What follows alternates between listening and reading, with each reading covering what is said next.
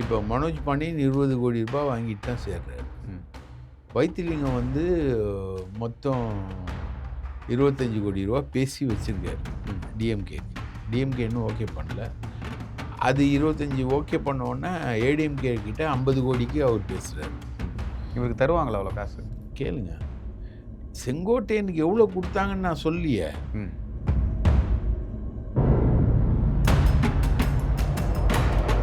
அந்த அமௌண்ட் பேச்சுவார்த்தையில் சேகர் பாபுக்கும் செங்கோட்டையனுக்கு இடையில பிரிவு ஏற்பட்டதானா தெரியல. ஆனால் அமௌண்ட்டு பேசப்பட்ட உடனே தான் இவர் வந்து போகிறாரு, ரெசிக்னேஷன் பண்ணுறாரு. சேகர் பாபு வந்து சபாநாயகர் அறையில் இவர் இருக்கும்போது வந்ததை பார்த்த மீடியா இருக்கு. ஓகே. லஞ்ச ஒழிப்புத்துறை சிபிசிஐடி அப்போ எல்லாரும் சேர்ந்து போய் ரெய்டு நடத்துகிறாங்க. அப்போது அந்த ரெய்டுக்கு நடுவில் தப்பிக்கிறதுக்காக கட்டுக்கட்டாக பணத்தை வந்து காவேரி ஆற்றுல போட்டவர் தான் கரூர் வந்து விஜய் செய்த பிளண்டர் மிஸ்டேக். அப்போ இந்த கள்ளக்குறிச்சி விஷயமும் சரி, விழுப்புரம் விஷயமும் சரி, பிளண்டர் மிஸ்டேக் ஸ்டாலின் தான் பண்ணாருன்னா பதவி விலக்கு வேண்டியது. இப்போ திமுகவிலேருந்தே நிறைய பேர் வந்து தாவைக்காவத்துக்கு செல்வதற்கு வாய்ப்பு இருக்குது. ஒரு அமைச்சர் கூட பிரசிடென்ட் அமைச்சர் கூட போகிற மாதிரி இருக்குதுன்னு சொல்கிறாரு மதுரை அமைச்சர் ஒருத்தர். மதுரை அமைச்சர் எனக்கு தெரிஞ்சு போக மாட்டார். ஏன்னா அவரை நீங்கள் ஓரம் கட்டுறதா சொன்னாங்க. அதனால் அவரும் போகிறதுக்கு வாய்ப்பு இருக்குது. ஒரு நேர்மையான அரசியலை, ஒரு நிம்மதியான அரசியலை செய்வதுக்கு வாய்ப்பு இருக்கா? அவர் நேர்மையாளரே கிடையாது. யாருங்க? மதுரை அமைச்சர். நியூஸ் டுடே தமிழ் நேயர்களுக்கு வணக்கம். நான் லோகநாதன். இன்று நம்மோடு சிறப்பு விருந்தினராக கலந்து கொள்ள இருப்பவர் மூத்த செய்தியாளர் அண்ணன் தாமோதரன் பிரகாஷ் நம்மோடு இருக்கிறார். அவரிடம் சில கேள்விகளை முன்வைக்கலாம். அண்ணே வணக்கம். வணக்கம் லோகநாதன் ஐயா, வணக்கம். செங்கோட்டையன் தாவேக்காவில் இணைந்திருக்காரு. இப்போது இதுதான் வந்து பெரிய விஷயமா பேசப்படுது. தாவேக்காவிற்கு எந்த அளவுக்கு தன்னுடைய அனுபவங்களை ஒரு ஆயுதமாக பயன்படுத்தி இந்த தேர்தலை சந்திப்பார், வெற்றிகளை பெற வாய்ப்பு இருக்கா, என்ன நடக்கிறது? அவர் இப்போ தாவேக்காவை மிரட்ட ஆரம்பிச்சிருக்காரு. ஃபர்ஸ்ட் ஆஃப் ஆல் வந்து ஒரே நாள்லையா? ஆமாம், ஒரே நாளில் மிரட்டுறாரு. எப்படின்னா, ஃபர்ஸ்ட் ஆஃப் ஆல் வந்து நீ வந்து கட்சியில் சேர்றவன் எவனும் இன்னொரு கட்சி தலைவர் படத்தை வச்சுக்கின்னு இன்னொரு கட்சியில் சேருவானா? இப்போ திமுகவில் சேர வர வந்து எம்ஜிஆர் படத்தை பேக்கெட்டில் வச்சுக்கின்னு திமுகவில் சேருவானா? அதிமுகலேருந்தே வந்தால் கூட சரி. ஜெயலலிதா படத்தை வச்சுக்கின்னு திமுகவில் சேருவானா? பழக்க தோசத்தில் வந்துட்டு இருப்பாப்புல, மறந்துருப்பார். ப்ரெஸ் மீட்லேயே சொல்கிறாரு, நான் எம்ஜிஆர் படத்தை ஜெயலலிதா படத்தை வச்சுக்கிட்டு தான் வந்தேன் அப்படின்னு. அதுக்கப்புறம் இதில் வந்து ப்ரெஸ் மீட்டில் வந்து ஆதவ் அர்ஜுன் வந்து துண்டு போடுறாப்புல, தாவேக்கா துண்டு. இதெல்லாம் இப்போ போடாதீங்க, அசிங்கமாக பேசுவாங்க, என்ன கிண்டல் பண்ணுவாங்கன்னு சொன்னார். கிண்டல் பண்ணுவாங்க. அப்போது உங்களுக்கு வந்து மிரட்டல் தானே. ஒரு கட்சியில் கட்சியில் சேர்ந்து முடிஞ்சோடனே அந்த கட்சி ஆஃபீஸ்லேயே ப்ரெஸ் மீட் பண்ணுறாங்க. பொதுச் செயலாளர் இருக்கார், தேர்தல் பரப்புரை பொதுச் செயலாளர் இருக்கார், விஜய் தவிர எல்லோரும் இருக்காங்க. அங்கே பண்ணுறான். அப்புறம் நேராக எம்ஜிஆர் சமாதிக்கும் ஜெயலலிதா சமாதிக்கும் இவர் போகிறாரு. போகும்போது ஆதவ் அர்ஜுனாவும் மற்றவங்க எல்லாருமே கூட போகிறாங்க. விஜய் வரமாட்டேன்ட்டார். விஜயும் கூப்பிட்றாரு, விஜய் வரமாட்டேன்ட்டார். நான் வந்தால் நிறைய க்ரௌட் ஆகிடும், என்னால் வரமாட்டேன் அப்படின்னு சொல்லிட்டு அவர் நவுந்துரா, அவருக்கு போகிற இன்ட்ரெஸ்ட் இல்லை. அதுக்கப்புறம் வந்து கோபி தொகுதியில் வந்து செங்கோட்டையனை வாழ்த்தி கட் அவுட் வச்சுருக்காங்க. எல்லாத்துலேயும் ஜெயலலிதா எம்ஜிஆர் படம். அவரோட ஆஃபீஸில் அந்த நேம் கூட மாற்றிருக்காங்க, அதுலேயும் படம் இருந்தது. காலையில் அது செய்தியாகவே மாறியிருக்கு. அதாவது கிட்டத்தட்ட இவர் ஏதோ சேர்ந்த மாதிரி இல்லை, அவங்க கெஞ்சி சேர்த்த மாதிரி இருக்குது. இவரை கெஞ்சி வாராது போல் வந்த மாமணி எங்களுக்கு கிடைக்காத ஒரு ஆள் கிடைச்சிட்டாரு அப்படின்ற மாதிரி சேர்த்த மாதிரி இருக்குது.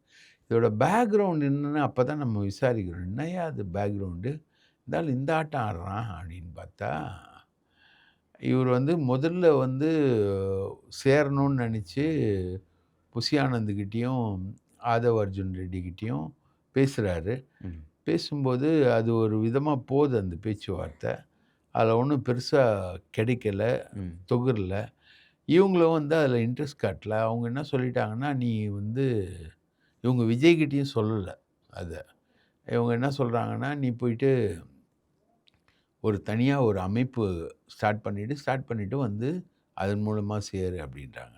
அதுக்கப்புறம் வந்து செந்தில் தியாகராஜன் சத்யஜோதி ஃபிலிம்ஸு கிட்ட போய் இவர் பேசுகிறாரு செங்கோட்டையன்.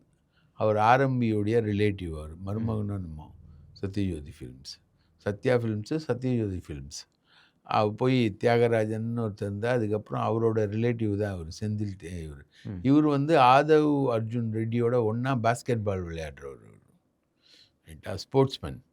இவர் போயிட்டு விஜய்கிட்ட அப்பாயின்மெண்ட் வாங்கி ஆதவ் மூலமாக தான் அப்பாயின்மெண்ட் வாங்குறாரு.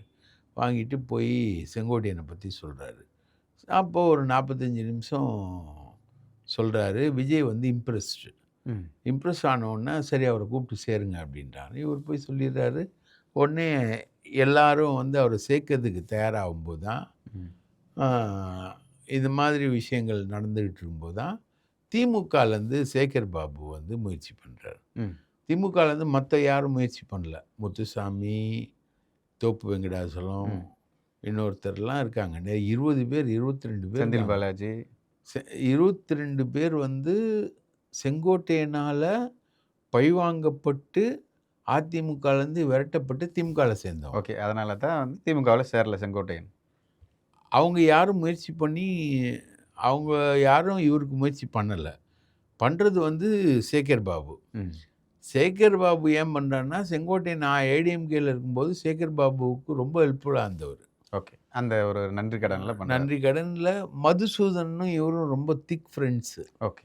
யார் சந்திரலேகாவுக்கு ஆசிட் அடித்தார்ல மதுசூதனன், அவரும் இவரும் ரொம்ப திக் ஃப்ரெண்ட்ஸு. மதுசூதனனுடைய மச்சான் தான் சேகர் பாபு. அதனால் சேகர் பாபு ட்ரை பண்ணுறாரு. இந்த சேகர் பாபு ட்ரை பண்ணுறாரு, பேசுகிறாரு அப்படின்ற விஷயம் வந்து விஜய்க்கு தெரிய வரும்போது தான் சிக்கலாகுது. சேகர் பாபு கிட்ட இவர் வந்து ஒரு அமௌண்ட் கேட்குறாரு. நான் திமுகவுக்கு வரேன், எனக்கு ஒரு அமௌண்ட் கொடுங்க அப்படின்னு.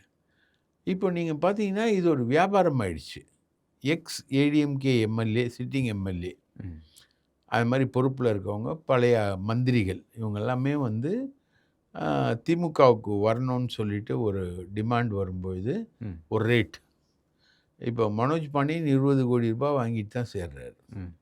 வைத்திலிங்கம் வந்து மொத்தம் 25 கோடி ரூபா பேசி வச்சுருக்காரு டிஎம்கேக்கு. டிஎம்கே இன்னும் ஓகே பண்ணல. அது 25 ஓகே பண்ணோன்னா ஏடிஎம்கே கிட்ட 50 கோடிக்கு அவர் பேசுகிறார். இவருக்கு தருவாங்களா அவ்வளோ காசு? கேளுங்க, செங்கோட்டையனுக்கு எவ்வளோ கொடுத்தாங்கன்னு நான் சொல்லியே. மனோஜ் பாண்டியனுக்கு 20 கோடி ரூபா கொடுத்தாங்கன்றது கன்ஃபார்ம். அது ரைட்டா. ஆலங்குளத்தில் பூங்கோதை ஆலடியாருனா இல்லை, நாடார் கேண்டிடேட் இல்லை, நாடார் கேண்டிடேட்டுக்கு பதிலாக ஒரு புது ஆள் வந்து சப்ஸ்டியூஷன் வரணும், போகணும், போக்குவரத்து அப்படின்ற மாதிரி மெத்தடில் வந்து அவங்களுக்கு வந்து 20 crores வந்து கொடுக்குறாங்க. வைத்திலிங்கத்துக்கு 25 கோடி பேசுகிறாங்க. அவர் வந்து இவங்க திமுகவில் 25 கோடி ரூபா பேசின உடனே அதிமுகவில் சேர்றதுக்கு 50 கோடி ரூபா கேட்குறாரு. எடப்பாடி போடான்ட்டார். அதே மாதிரி திமுகவில் வந்து இவர் வந்து சேர்றதுக்கு டிமாண்ட் பண்ணுறாரு. கோடிக்கணக்கான ரூபா டிமாண்ட் பண்ணுறாரு. அது 5 கோடியா 10 கோடியா 20 கோடியா எவ்வளோன்னு தெரில, டிமாண்ட் பண்ணுறாரு. அப்போ தான் திமுக என்ன சொல்லுதுன்னா, காசெல்லாம் கொடுத்து செங்கோட்டையனெல்லாம் கூப்பிட்டு நிற்க வைக்கணும்னு தேவையில்லை அப்படின்னு திமுக வந்து அந்த விஷயத்தில் கமிட்மெண்ட் கொடுக்கல. ஓகே. அப்போதான் அவர் ரிசைன் பண்ண வர்றாரு. ரிசைன் பண்ண வரும்போது ஃபைனலாகவும் வந்து பேசுகிறாங்க திமுகவில். அமௌண்ட்டை பற்றி என்ன டிசைட் பண்ணாங்க, அந்த அமௌண்ட்டு பேச்சுவார்த்தையில் சேகர் பாபுக்கும் செங்கோட்டையனுக்கு இடையில் பிரிவு ஏற்பட்டதாலாம் தெரியல. ஆனால் அமௌண்ட்டு பேசப்பட்டது. பேசப்பட்ட உடனே தான் இவர் வந்து போகிறாரு, ரெசிக்னேஷன் பண்ணுறாரு.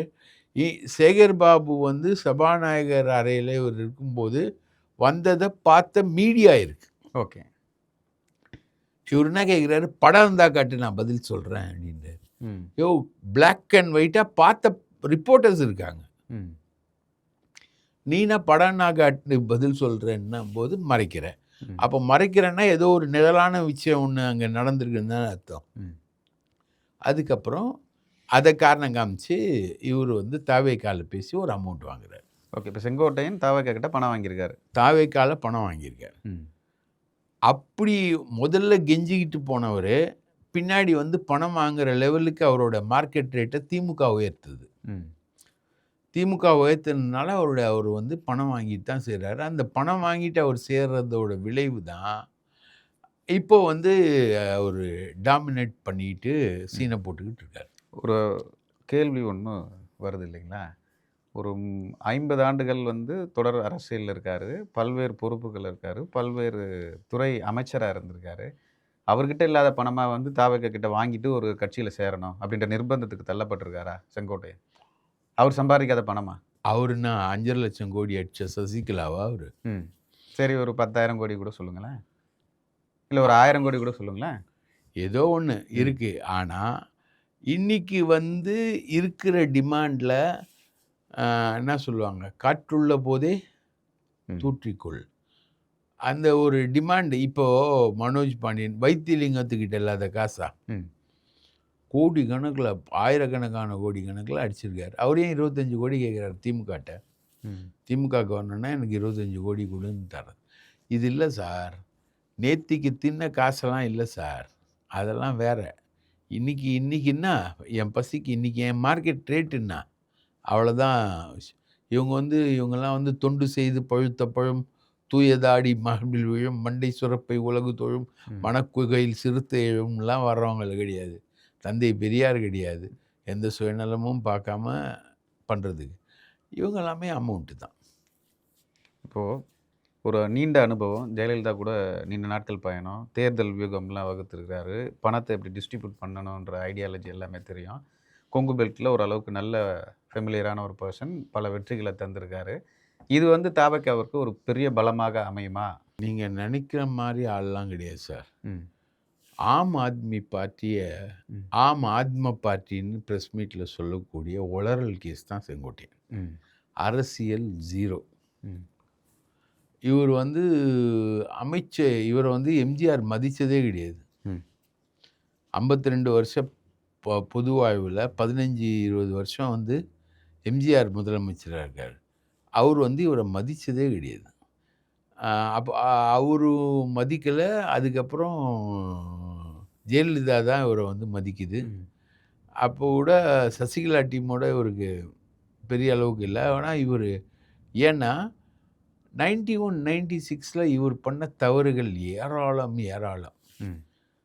நான் ஒண்ணே ஒண்ணு ஒரு தவறு நான் ஒரு நக்கீரன் ரிப்போர்ட்டரா சொல்றேன். உங்களுக்கு ஆச்சரியமா இருக்கும். காவேரியில பண்டில் பண்டிலா பணம். ம். காவேரி ஆற்றுல பண்டில் பண்டிலா பணம். அந்த பணத்த பத்தி நாங்க வந்து கவர் ஸ்டோரி போடுறோம் நக்கீரன்ல. யார் பணம்? என்ன பணம்னு. ம். ஆக்சுவலா அப்போ வந்து செங்கோட்டையன் மேலயும், அவருடைய உதவியாளர் எழில் மேலயும் ஸ்பேர் பார்ட்ஸ் வாங்குனதுல ஊழல்னு சொல்ட்டு, ம். லஞ்ச ஒழிப்புத்துறை போயிட்டு நல்லமன் நாயுடும், துக்கையாண்டியும் போய் ரெய்டு நடத்துறாங்க. லஞ்ச ஒழிப்புத்துறை, சிபிசிஐடி அப்போ. எல்லாரும் சேர்ந்து போய் ரெய்டு நடத்துறாங்க. அப்போ அந்த ரெய்டுக்கு நடுவுல தப்பிக்கிறதுக்காக கட்டுக்கட்டா பணத்த வந்து காவேரி ஆத்துல போட்டவர் தான் செங்கோட்டையன். இன்னொன்னு சொன்னா ஆச்சரியப்படுவீங்க. வீரப்பன் வந்து இங்க இல்ல. அவன் பாம்பேக்கு ஓடிட்டான்னு சட்டமன்றத்துல அறிவிச்ச பிதாமகன் யார் தெரியுமா? ம். இப்ப வனத்துறை அமைச்சரா இருந்தபோது. வனத்துறை அமைச்சர் ஓகே. செங்கோட்டையன். வாச்சாத்தி தெரியுமா உங்களுக்கு? ம். நூத்துக்கணக்கான பெண்கள வந்து கரையில வச்சு கற்பழிச்சு எல்லா வேலையும் பார்த்த வாச்சாத்தி. ம். போலீஸ் படை வந்து ரொம்ப மோசமா நடந்துக்கிட்ட வாச்சாத்தி, கற்பழிக்கப்பட்ட பெண்கள் வந்து இன்னைக்கு சிபிஎம் மாநில செயலாளர் சண்முகம் தலைமையில நல்லசிவன் போயிட்டு அங்க நின்னு, ம். அந்த வாச்சாத்தி கொடுமைகளை பத்தி பேசும்போது, இவரு அங்க போய் உட்கார்ந்து, அந்த வாச்சாத்தியில கற்பழிக்கப்பட்ட பெண்களை எல்லாம் அ அந்த கேஸ்லேருந்து டைவர்ட் பண்ற மாரி எல்லா வேலையும் பார்த்தவரு இவரு. அப்புறம் வந்து கோர்ட்ல வந்து வாச்சாத்தியில் பெண்கள் கற்பழிக்கப்படவில்லை அப்படின்னு சொல்லும்பொழுது, சந்துரு நம்ம நீதியரசர் சந்துரு தான் வழக்கறிஞரா நின்னு, அது சொன்னதெல்லாம் பொய் ம். அப்படின்னு ப்ரூவ் பண்ணி அந்த வாச்சாத்தியில் நியாயம் கிடைக்க செய்தவர் இவர். இவர் வந்து போக்குவரத்துறை அமைச்சராக இருக்கும்போது 91-96 இவரும் இவருடைய பிஏ எழிலும் கைதாகி ஊழல் வழக்கில் கைதாகி சிறைக்கு சென்றவர்கள். 2 பேருமே சென்றவர்கள். இன்னைக்கு வந்து சுத்த சுயம் பிரகாசம், தூய்மையான அரசாங்கம், அதிமுக, திமுக ஆகிய கட்சிகள் இல்லாத ஒரு அரசு அமைக்கிறதுக்கு விஜய் பாடுபடுவதற்கு நாங்கள் துணை நிற்போம் அப்படின்னு இன்க்ளூடிங் ஜெயலலிதா அரசு வரைக்கும், இவர் அமைச்சராக இருந்த ஜெயலலிதா அரசு வரைக்கும் இவர் சொல்கிறாரு. ஊழலுடைய ஒட்டுமொத்த வடிவம். அவங்க மகன் வந்து அவரை பற்றி, அவரோட செக்ஷுவல் லீலைகள் பற்றி எழுதாத பத்திரிகைகளே கிடையாது. ஒரு முறை ஃபோன் பண்ணும்போது, போயஸ் கார்டன்லேருந்து ஃபோன் பண்ணும்போது பானுப்பிரியா எடுக்கிறாங்க ஃபோனை. செங்கோட்டையன் எங்கேன்னா, இல்லைங்க அவர் குளிச்சுக்கிட்டு இருக்கார், அவர் ரூமில் தான் நான் இருக்கேன் அப்படின்னு பானுப்பிரியா பேசினது வந்து உலக பிரசித்தம். காவேரி ஆற்றுல பணம் விட்டதும் சரி, வாச்சாத்தி கொடுமைகளும் சரி, பானுப்பிரியா டெலிஃபோனில் பேசினதும் சரி, இவருடைய உதவியாளரோட மனைவியை இவர் வச்சுக்கிட்டான்னு சொல்லிட்டு இவர் மனைவி போய் போயஸ் கார்டனில் கம்ப்ளைண்ட் பண்ணதுனால இவருடைய பதவி, மந்திரி பதவி, மாவட்ட செயலாளர் பதவி எல்லாத்தையும் பறித்ததும் சரி. இந்த மாதிரி ஒரு மிகப்பெரிய கரப்ஷன், செக்ஸ், ஊழல், அதிகார துஷ்பிரயோகம், பெண்களை மானபங்கப்படுத்தினதை வந்து நியாயப்படுத்தினது, இப்படி செங்கோட்டையன் மேலே இல்லாத கிரைம் ரெக்கார்டே கிடையாது. இதை தெரிஞ்சுக்கிட்டு இவர் என்ன பண்ண போகிறாரு? விஜய் அதே மாதிரி பண்ண போகிறாரா? செங்கோட்டையன் மாதிரி ஆற்றுல பணம் விடுவாரா? இல்லை செங்கோட்டையன் மாதிரி கற்பழிக்கப்பட்ட பெண்களுக்கு நியாயம் விளைவிப்பாரா? அநியாயம் விளைவிப்பாரா? ஏன்னா வீரப்பன் வேட்டைன்ற பேரில் நடந்த கொடுமைகள் அனைத்தைக்கும் 91-96 வந்து சாட்சியமாக நின்னது வனத்துறை அமைச்சரான செங்கோட்டையன். சாதி ரீதியான அந்த சாதிய ரீதியான எல்லாமே பார்ப்பார். சாதிய ரீதியான கவுண்டர் தான் அவர், எல்லாத்தையுமே கவுண்டர். அது இல்லாமல் அந்த பெண்கள் மானபங்கப்படுத்தினது வாச்சாத்திலே ஆகட்டும், வீரப்பன் இந்த ஒர்க் ஷாப்லேயே ஆகட்டும், வால்டர் தேவாரத்தோட அட்டகாசமாகட்டும், எல்லாத்தையுமே நியாயப்படுத்தி நின்னவர் தான் செங்கோட்டையன். சார் ஒன்றும் தெரியாது சார், பேச தெரியாது சார். திமுக அரசு மிக சிறந்த அரசு அப்படின்னு இந்த அரசை பாராட்டினவர். இந்த அரசை சட்டமன்றத்தில் திமுக அரசு மிக சிறந்த அரசுன்னு பாராட்டுறாரு. திமுகவில் நிறைய பேர் அது மாதிரி தானே பேசியிருக்காங்க. ஆமாம் ஆமாம். இந்த அரசை வந்து இல்லை அதிமுக எம்எல்ஏவாக இருந்து பேசியிருக்காங்களா? அதிமுக எம்எல்ஏ யார் பேசியிருக்கா? திமுக அரசு மிக சிறந்த அரசுன்னு ஓபிஎஸ் பேசியிருக்கார். ஓபிஎஸ்க்கு அப்புறம் இவர் தான் பேசியிருக்கார். இவர் கேசி கருப்பண்ணன்னு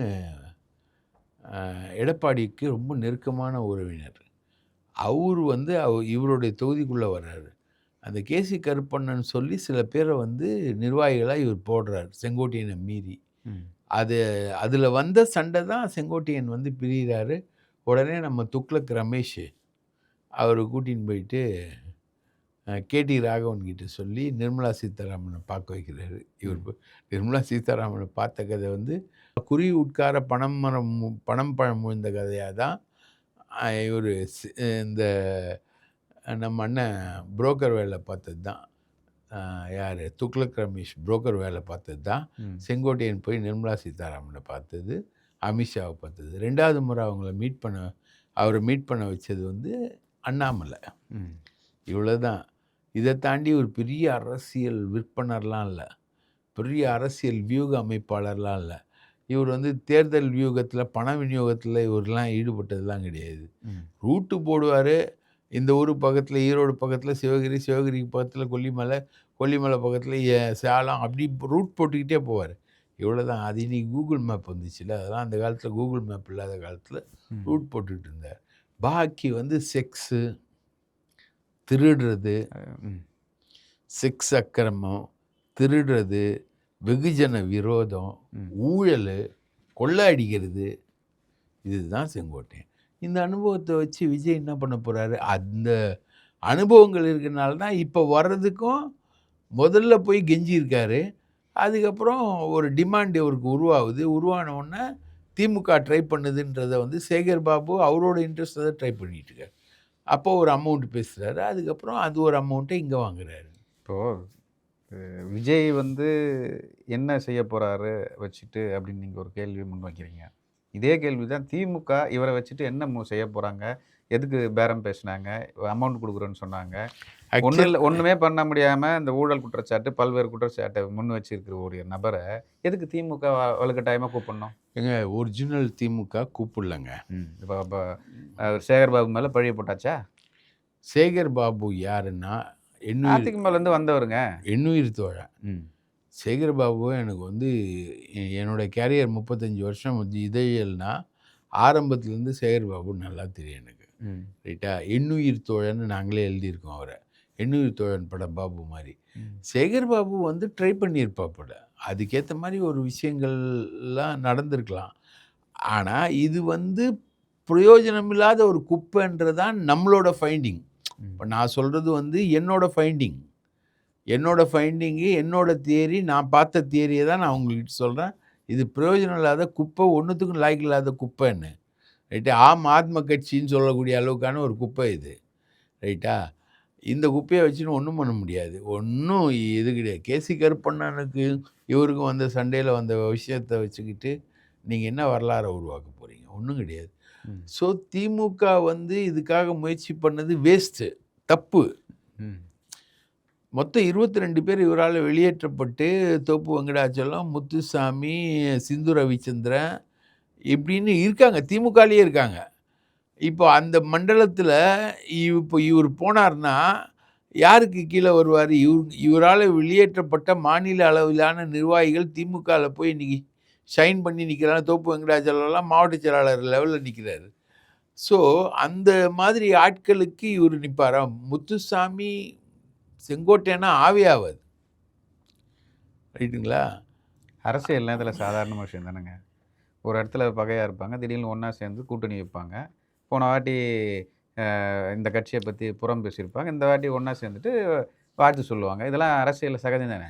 அதெல்லாம் சகஜம் தான். ஆனா, இந்த விஷயத்தில நடந்தது இதுதான்.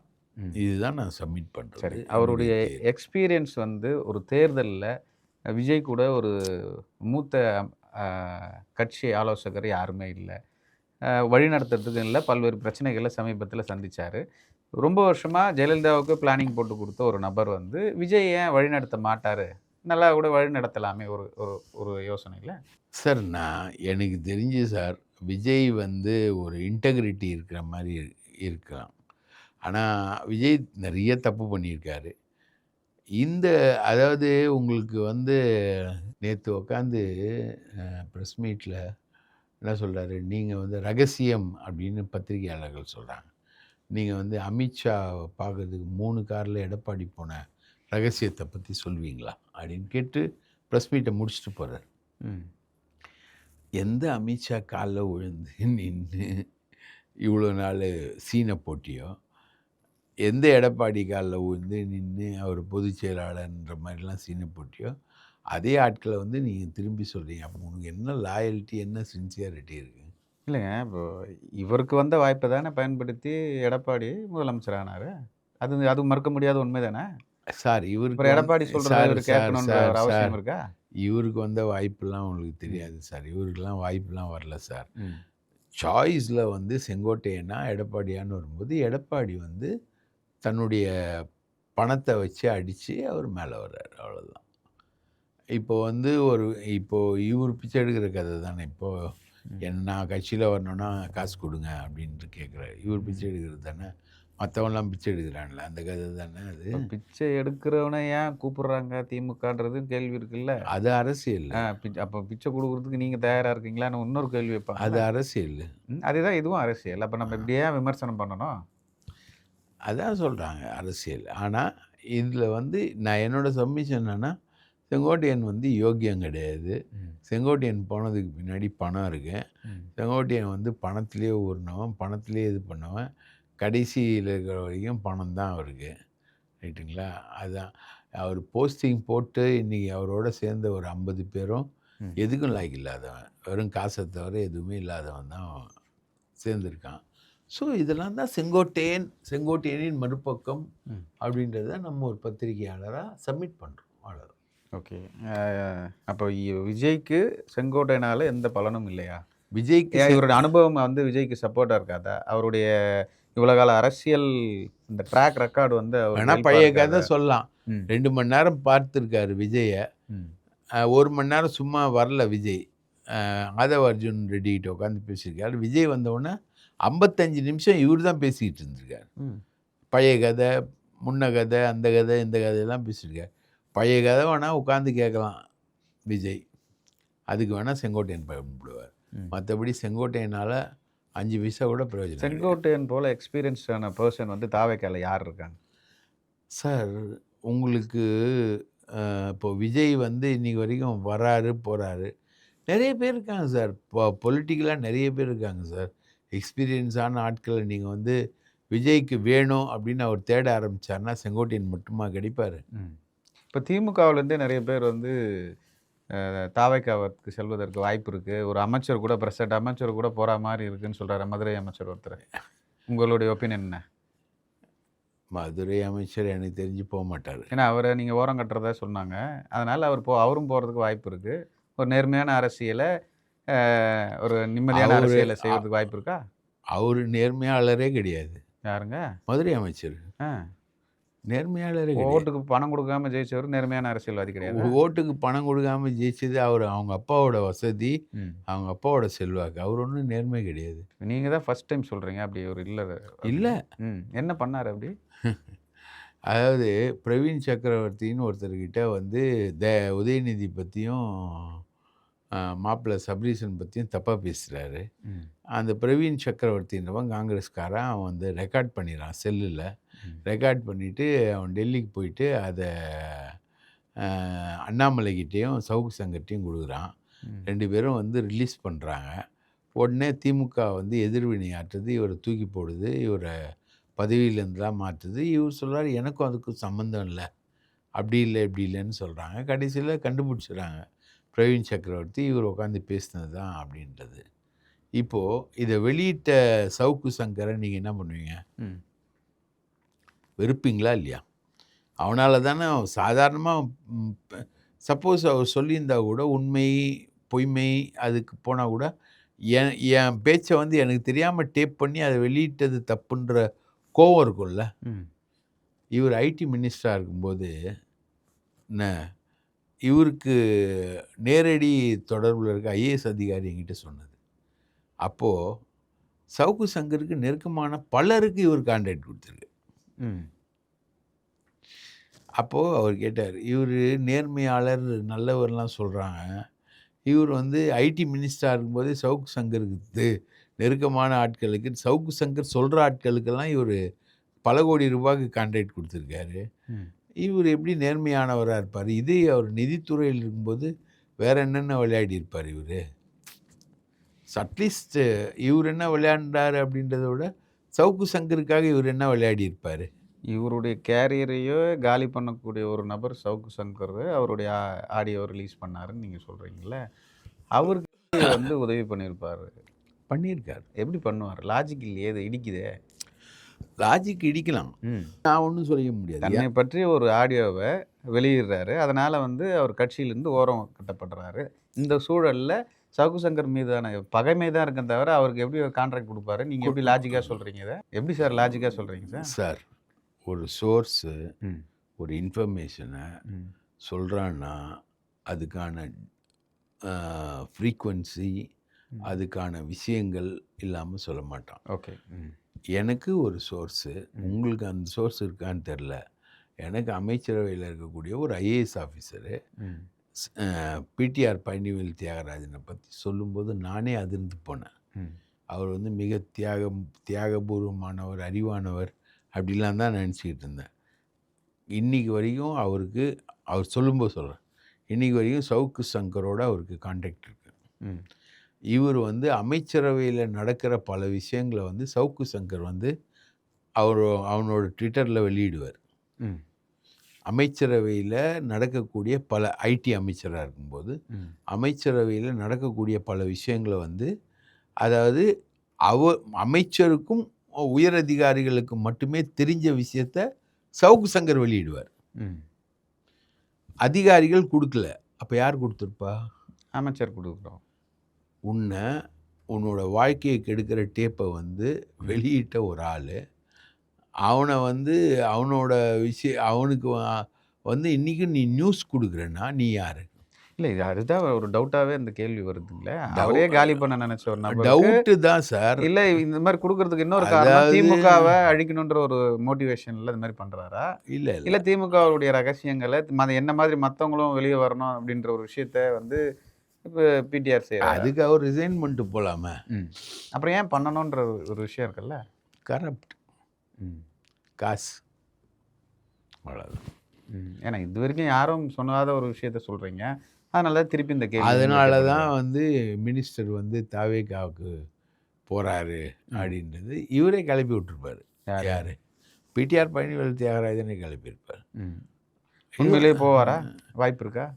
தெரியல. ஏன்னா ஒரு பெரிய நிறுவனத்தில் பெரிய போஸ்டிங்கில் இருந்த ஒரு நபர் அதை விட்டுட்டு வந்து கட்சிக்காக வராரு, அமைச்சரவையில் பல மாற்றங்களை கொண்டு வராரு, பல சீர்திருத்தங்களை கொண்டு வராரு, வேலைக்காக அதிக காசு வாங்கி அசிங்கப்பட்ட கதையெல்லாம் மாற்றி டிஎன்பிசியில் வேலையை கொடுக்கணுன்ற ஒரு கைடன்ஸை கொண்டு வராரு, செலவுகளை பல மடங்கு குறைக்கிறாரு, பல விஷயங்களை கேள்வி கேட்குறாரு. இதெல்லாம் பிரச்சனையாகி தான் அவரை துறையை மாற்றுறாங்கன்னு நாங்கள் கேள்விப்பட்டோம். இதெல்லாம் வந்து இது தாண்டி வேற ஒரு ட்ராக்கில் போகிறது. அதாவதுங்க, செலவுகளை குறைக்கிறாருன்னா இவர் தானே தொடர்ந்து நிதியமைச்சராக இருந்திருக்கணும். ஆமாங்க, கம்மி பண்ணார்ல, கரெக்டாக கணக்கு கேட்டார்ல. இவர் தானேங்க கணக்கு கேட்டார், நிதித்துறை இது பண்ணார், கம்மி பண்ணார். அப்படின்னா இவர் தானே தொடர்ந்து நிதியமைச்சராக இருந்திருக்கணும். இவர் நிதியமைச்சராக அது கேட்டதால தான் மாற்றப்படுறாருன்னு நாங்கள் நினச்சோம். ஏன்னா நீங்கள் கணக்கு கொடுக்கலன்னா நான் அடுத்தது நிதி கொடுக்க மாட்டேன்னு சொல்கிறாரு. இவரால் ஒரே தொல்லையாக இருக்குது. ஏன் அவனுக்கு அமைச்சராக்க நீங்கள் அனுப்பி விடுங்க, நம்ம வேறு யாருன்னா போடுங்க, தொல்லை இல்லாத ஒரு ஆளை கொடுங்க, நாங்கள் கொள்ளையடிக்கணும்னு நினைப்பார்களாங்க திமுக அமைச்சர்கள். கொள்ளையடிக்கிறாங்கன்னு நினைக்கிறாங்கன்றது அது வேறு சப்ஜெக்டு, வேறு விவாதம். எனக்கு தெரிஞ்சு இவர் கரெக்டான ஆள் இல்லை, இவர் கரப்டு அப்படின்றது தான் நமக்கு கிடைக்கக்கூடிய தகவல். ஆனால் இவர் இப்போ பிடிஆர் பழனிவேல் தியாகராஜன் வந்து தாவேக்கால இணைவதற்கு வாய்ப்பு இருக்கா? இருக்கலாம். நம்ம இல்லைன்னா சொல்ல இருக்கலாம். அதில் நான் இல்லைன்னா சொல்ல. ஏன்னா எந்த விதமான எக்ஸ்ட்ரீம் ஸ்டெப்பையும் எடுக்கக்கூடிய ஆள் அந்த ஆள். அதை பற்றிலாம் கவலைப்பட மாட்டான். அவரெல்லாம் இவ்வளோ நாள் விட்டு வச்சுருக்காங்கன்றதான் எனக்கு ஆச்சரியம்.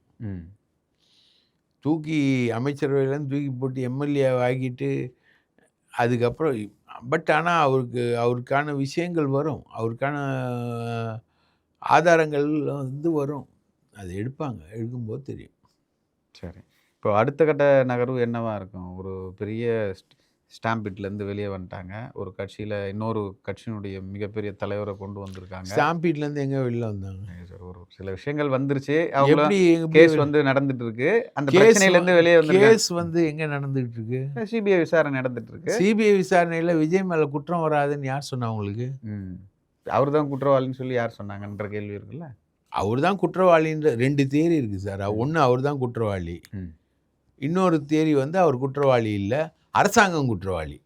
2 தேரி தான். உள்ளூர் அமைச்சரும் குற்றவாளின்னு சொல்லிட்டு சிபிஐயில் நாங்கள் இது வரைக்கும் சிபிஐயில் சொல்லியிருக்கேன்னு சொல்கிறாரு, ப்ரெஸ் மீட் பண்ணுறாரு. ஏன் சிபிஐ வந்து உள்ளூர் அமைச்சரை ஏன் விசாரிக்கல? விசாரிப்பாங்க, படிப்படியாக தான் போவாங்க. உங்களெல்லாம் விசாரிச்சாங்கல்ல சார், அடுத்து விஜய் விசாரிக்க மாட்டாங்கன்னு உங்களுக்கு என்ன கேரண்டி? விசாரிப்பாங்க, விசாரிக்கலாம், இவரையும் விசாரிக்கலாம். அப்போ இன்னும் முடியலல்ல அது? ஓகே, இன்னும் முடியல தான் நான் சொல்கிறேன். தாண்டி வந்துட்டாங்கன்னு நீங்க ஒரு வார்த்தையை விட்டீங்க, அந்த வார்த்தையில இருந்து தாண்டி வராரு. எப்படி பிரச்சனையை தாண்டி வரனால நீங்க வீட்டுல இருந்தாருன்னு சொன்னீங்கல்ல, அதுல இருந்து பிரச்சனை தாண்டி அதை தாண்டி வர்றாரு. அடுத்தது இன்னொரு பெரிய விஷயத்த பண்ணியிருக்காங்க, ஒரு மிகப்பெரிய தலைவரை ஒருத்தரை கூட்டு வந்தேன்னு சொல்லி ப்ரெஸ் மீட்லாம் பண்றாங்க. இவங்க நம்ம அதை பத்தி தான் பேசிட்டே இருக்கோம். அடுத்த கட்ட நிகழ்வு என்னவா இருக்கும்? ஒரு வளர்ச்சியை அடுத்த கட்ட நிகழ்வு வந்து அவர் வந்து ஊரா போறாரு, ரைட்டுங்களா? மேற்கு மாவட்டங்களில் போறாரு, கடலூர் மாவட்டங்களில் போகிறாரு, பாண்டிச்சேரியில் போகிறாரு, பாண்டிச்சேரியில் ஜிபி யாத்திரைலாம் நடத்துகிறார். அந்த மாதிரி ஏதாவது ஒன்று பண்ணுவார். அடுத்த விஷயங்கள்லாம் அந்த மாதிரி போகுமே தவிர, எல்லாமே இது முடிஞ்சிருச்சு, அவர் சர்வ வல்லமையோடு வந்துட்டார், எம்எல்ஏவாக தேர்ந்தெடுக்கப்பட்டு ஒரு 150 எம்எல்ஏக்கள் அவருக்கு ஆதரவாக வந்துட்டாங்க, அடுத்து முதலமைச்சராக பதவியேற்க போகிறாருன்ற மாதிரி பில்டப்பில் பேசுகிறீங்க, அந்த மாதிரிலாம் எதுவும் நடக்கல. ம். கொஞ்சம் போகிறாரு, ரிலாக்ஸ் ஆகிருக்காரு, அடுத்த கட்டமாக பேச போகிறாரு, அவ்வளோதான். ஓகே. இப்போ கரூர் சம்பவம் வந்து திமுகவுக்கு ஒரு பேக் ஃபயர் ஆச்சா இல்லையா? கரூர் சம்பவத்தால் யார் திமுகவுக்கு என்ன பேக் ஃபயர்? பேக் ஃபயர் ஆனது தாவேக்காவுக்கு தான் ஆச்சு. இப்போ அதை தாண்டி திமுக ஒரு ஸ்டெப் முன்னாடி வந்த மாதிரி ஒரு ஃபீல் பண்ணாங்களே. திமுகவுக்கு என்ன இருக்குது பேக் ஃபயர் அதில் எங்கே திமுக இருந்தது? திமுக அங்கே போயிட்டு அந்த மக்களுக்கு உரிய நிவாரணத்தை எல்லா மருத்துவ உதவிகளையும் செஞ்சு நல்ல பேரை சம்பாதிச்சது. அந்த மக்களை அம்போன்னு விட்டு ஓடி வந்து உக்காந்துட்டு அவங்கள செத்து போனவங்கள கூட நேரில் போகாமல் அவங்கள வந்து மகாலிபுரத்துக்கு வர வச்சு தமிழகத்தில் இதுவரைக்கும் இல்லாத ஒரு மரபை உருவாக்கி அசிங்கப்பட்டு நிற்கிறது விஜய் தான். திமுக ஒன்றும் அசிங்கப்படல. இதே போல ஒரு ஒரு விஷயத்தை வந்து முன்வைக்கிறாங்க. கள்ளக்குறிச்சிக்கு போல, விழுப்புரத்தில் மரணத்துக்கு போல, அப்போ ஓடி ஒளிஞ்சாங்க திமுக அப்படின்ற குற்றச்சாட்டை முன்வைக்கிறாங்களே. இப்போ அதுவும் ஒன்றுனா இதுவும் ஒன்று தானே? விழுப்புரம் கள்ளசாராய சாவுன்றது திமுகவுடைய தவறு. கரூர் கள்ளக்குறிச்சி அதான் கள்ளக்குறிச்சி விழுப்புரம்ன்றது வந்து சாராய சாவுன்றது திமுகவுடைய தவறு. அதில் மாற்று கருத்து கிடையாது. கள்ளக்குறிச்சின்றது விஜயோட தவறு. அது மட்டும் ஒத்துக்க மாட்டீங்க, இதை மட்டும் பாயிண்ட் அவுட் பண்ணுறீங்க. அதே நேரத்தில் இப்படி ஒன்று இருக்குல்ல அப்படின்றீங்க. கரூர் வந்து விஜய் செய்த பிளண்டர் மிஸ்டேக். அப்போ இந்த கள்ளக்குறிச்சி விஷயமும் சரி, விழுப்புரம் விஷயமும் சரி, பிளண்டர் மிஸ்டேக் ஸ்டாலின் தான் பண்ணாருன்னா பதவி விலக வேண்டியது தானே? பதவி விலகிறது விலகாது. ஏன்னா அவர் துறை அவர் தான் வச்சிருக்காரு கையில், காவல்துறையை, உள்துறை அவர் தான் வச்சிருக்காரு. கரெக்ட். அது விலகல. நீங்க வந்து விலகிறதுன்னா இவர் வந்து அது உயிர் இல்லையாங்க. கிட்டத்தட்ட அது 50, இங்க ஒரு 7, 8. சரிங்க. இதுக்கு விஜய் அவர் கட்சி தலைவர் பொறுப்பு எடுத்துக்கிறாரு. அரசியலை விட்டு ஓட சொல்லுங்க விஜய். எதற்கு? இது ஸ்டாலின் செஞ்சிருந்தா விஜய் செஞ்சிருக்கலாம், நம்ம கேள்வி கேட்கலாம்ல. முதல்ல அவர் ஓட சொல்லுங்க, அதுக்கப்புறம் அவர் ராஜினாமா பண்ணுறாரு அடுத்த விவாதத்துக்கு வரலாம். ஓகே. ஏங்க இது ரெண்டும் வேறங்க, வேற முடிவுகள்ங்க, வேற உயிர் ஒண்ணுதாங்க. உயிர் ஒன்று தான், ரைட்டு. ஆனால் இதில் வந்து கூட்டு வச்சு உட்கார வச்சு சாவடிச்சிங்க, அங்கே குடிக்க வச்சு சாவடிச்சாங்க, அவ்வளோதான் வித்தியாசம். உயிர் ஒன்று தான். பல்வேறு விஷயங்களை, குறிப்பாக ஒரு இன்ட்ரெஸ்டிங்கான பல்வேறு முக்கிய தகவலை, யாருக்கும் சொல்லாத தகவலை வந்து நியூஸ் ஸ்டுடியோ தமிழுக்கு சொன்னமைக்கு ரொம்ப நன்றி. மற்றும் ஒரு நிகழ்ச்சியில் சந்திக்கலாம். வாய்ப்பளித்ததற்கு மிக்க நன்றி. நேயர்களே, இன்ட்ரெஸ்டிங்கான வீடியோக்களை தொடர்ந்து நாங்கள் தந்து கொண்டிருக்கிறோம். எங்களுக்கான அங்கீகாரம் என்பது எங்கள் சேனலை சப்ஸ்கிரைப் பண்ணி எங்கள் வீடியோக்களை தொடர்ந்து பாருங்கள். நன்றி, வணக்கம்.